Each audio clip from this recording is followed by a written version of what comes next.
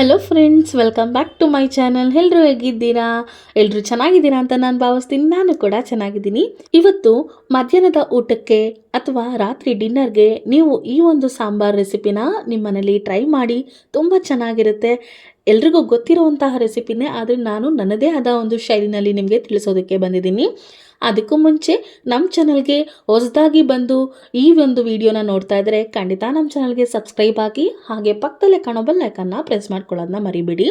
ನಾನಿಲ್ಲಿ 4ರಿಂದ 5 ಮೂಲಂಗಿನ ತಗೊಂಡಿದ್ದೀನಿ. ಅದನ್ನು ಈ ರೀತಿಯಾಗಿ ಸಿಪ್ಪೆ ಎಲ್ಲ ಬಿಡಿಸಿ ಕಟ್ ಮಾಡಿ ರೆಡಿ ಇಟ್ಕೊಂಡಿದ್ದೀನಿ. ನೋಡ್ತಾ ಇರ್ಬೋದು.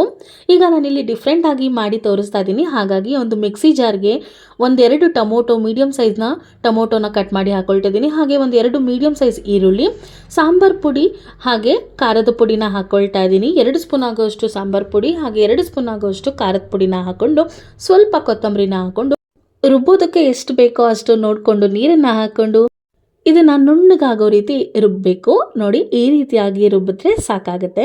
ನಂತರ ಒಂದು ಕುಕ್ಕರ್ನ ಇಟ್ಕೊಂಡು ಅದಕ್ಕೆ 1-2 ಸ್ಪೂನ್ ಆಗುವಷ್ಟು ಎಣ್ಣೆನ ಹಾಕ್ಕೊಳ್ತಾ ಇದ್ದೀನಿ. 1 ಸ್ಪೂನ್ ಆಗುವಷ್ಟು ಸಾಸಿವೆ, 1 ಸ್ಪೂನ್ ಆಗುವಷ್ಟು ಜೀರಿಗೆನ ಹಾಕ್ಕೊಳ್ತಾ ಇದ್ದೀನಿ. ಇದಕ್ಕೆ ನಾನಿಲ್ಲಿ ಒಣ ಕರಿಬೇವನ್ನ ಬಳಸ್ತಾ ಇದ್ದೀನಿ. ನೀವು ಬೇಕಾದರೆ ಮನೇಲಿ ಹಸಿ ಕರಿಬೇವಿದ್ರೆ ಬಳಸಿ, ಅದ್ರ ಘಮ ತುಂಬ ಚೆನ್ನಾಗಿರುತ್ತೆ. ಹಾಗೆ 3 ಒಣಗಿದ ಮೆಣಸಿನ್ಕಾಯಿನ ಹಾಕ್ಕೊಳ್ತಾ ಇದ್ದೀನಿ. ಹಾಗೆ 1 ಈರುಳ್ಳಿನ ಸಣ್ಣದಾಗಿ ಕಟ್ ಮಾಡಿ ಹಾಕ್ಕೊಳ್ತಾ ಇದ್ದೀನಿ ಒಗ್ಗರಣೆಗೆ ಅಂತ ಹೇಳಿ. ಸ್ವಲ್ಪ ಇಂಗನ್ನು ಬಳಸ್ತಾ ಇದ್ದೀನಿ. ಬೇಡ ಅನ್ನೋರು ಕೂಡ ಸ್ಕಿಪ್ ಮಾಡ್ಬೋದು, ಹಾಕಿದ್ರೆ ತುಂಬ ಚೆನ್ನಾಗಿರುತ್ತೆ ಫ್ಲೇವರ್ ಅಂತ ಹಾಕ್ಕೊಂಡಿದ್ದೀನಿ. ನಂತರ ನಾನಿಲ್ಲಿ 2 ಗ್ಲಾಸ್ ಆಗೋಷ್ಟು, ಈಗ ಕಾಫಿ ಕುಡಿತೀವಲ್ವಾ, ಆ ಒಂದು ಗ್ಲಾಸ್ನ ತಗೊಂಡಿದ್ದೀನಿ, ಚಿಕ್ಕ ಗ್ಲಾಸು. ಅದರಲ್ಲಿ 2 ಗ್ಲಾಸ್ ಆಗೋಷ್ಟು ತೊಗರಿಬೇಳೆನ ತಗೊಂಡು 2ರಿಂದ 3 ಸಲ ಚೆನ್ನಾಗಿ ತೊಳೆದು ಪಕ್ಕಕ್ಕೆ ಇಟ್ಕೊಳ್ತಾ ಇದ್ದೀನಿ. ಈಗ ಒಗ್ಗರಣೆ ಎಲ್ಲ ಆಗಿದ ನಂತರ ನಾನಿಲ್ಲಿ ಕಟ್ ಮಾಡಿ ಇಟ್ಕೊಂಡಿರೋ ಅಂತಹ ಮೂಲಂಗಿನ ಹಾಕೊಳ್ತಾ ಇದ್ದೀನಿ. ನಂತರ ಆಗಲೇ ತೊಳೆದು ಇಟ್ಕೊಂಡಿರೋ ಅಂತಹ ತೊಗರಿಬೇಳೆನ ನಾನಿಲ್ಲಿ ಹಾಕೊಳ್ತಾ ಇದ್ದೀನಿ.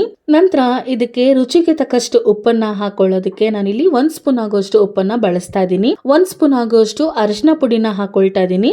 ಇಷ್ಟನ್ನು ಹಾಕಿ ನೀಟಾಗಿ ಮಿಕ್ಸ್ ಮಾಡ್ಕೊಳ್ತಾ ಇದ್ದೀನಿ. ನೋಡ್ತಾ ಇರ್ಬೋದು. ಈಗ ಮಿಕ್ಸ್ ಮಾಡಿ ಇದನ್ನ ಒಂದು 5 ನಿಮಿಷಗಳ ಕಾಲ ಹಾಗೆ ಬಿಡ್ತೀನಿ, ಸ್ವಲ್ಪ ಹಸಿ ವಾಸನೆ ಹೋಗ್ಲಿ ಅಂತ ಹೇಳಿ. ಬಿಟ್ಟಿದ ನಂತರ ನಾನು ಆಗಲೇ ಪೇಸ್ಟ್ ರೆಡಿ ಮಾಡ್ಕೊಂಡಿದ್ನಲ್ವಾ, ಆ ಒಂದು ಪೇಸ್ಟ್ನ ಹಾಕೊಳ್ತಾ ಇದ್ದೀನಿ. ಅದೇ ಒಂದು ಮಿಕ್ಸಿ ಜಾರ್ಗೆ ಇನ್ನೂ ಸ್ವಲ್ಪ ನೀರನ್ನ ಹಾಕೊಂಡು, ಎಷ್ಟು ಬೇಕೋ ಅಷ್ಟು, ನಿಮಗೆ ಸಾಂಬಾರ್ ಥಿಕ್ನೆಸ್ ಯಾವ ರೀತಿ ಬೇಕೋ ಆ ರೀತಿಯಾಗಿ ನೋಡಿಕೊಂಡು ನೀವು ನೀರನ್ನು ಬಳಸ್ಬೋದು.